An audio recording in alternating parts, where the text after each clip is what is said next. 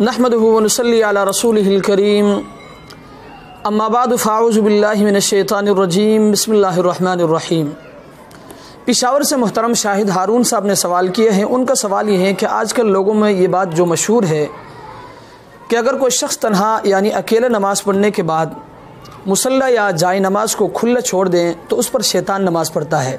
इसलिए आम तौर पर लोगों में आजकल ये देखा जाता है कि अगर कोई शख्स तन्हा या अकेला नमाज़ पढ़ता है, नमाज़ पढ़ने के बाद मुसल्ले के ऊपर के हिस्से को थोड़ा सा मोड़ देते हैं। तो अज़रूरी शरीयत इसकी क्या हकीकत है? आया अकेला या तन्हा नमाज़ पढ़ने के बाद जाए नमाज या मुसल्ले को खुला छोड़ दिया जाए तो उस पर शैतान नमाज़ पढ़ता है या नहीं?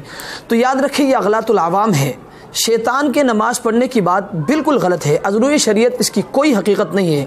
अगर ये बात है कि जाए नमाज या मुसल्ले को खुला छोड़ देने की वजह से शैतान इस पर नमाज़ पढ़ता है, तो आप मस्जिद के बारे में क्या कहेंगे जहाँ सफ़े 24 घंटे बिछी रहती है? इसलिए ये कहना कि मुसल्ले को या जाए नमाज वगैरह को खुला छोड़ देने की वजह से शैतान इस पर नमाज़ पढ़ता है, इस बात की अज़रूरी शरीयत कोई हकीकत नहीं है, इसकी कोई बुनियाद नहीं है। लिहाजा ऐसी बातों पर तवज्जो नहीं देनी चाहिए। अल्लाह तबारक व तआला हमें इस मसले को समझने की तौफीक अता फरमाए। व आखिरु दावाना अनिल हम्दुलिल्लाहि रब्बिल आलमीन।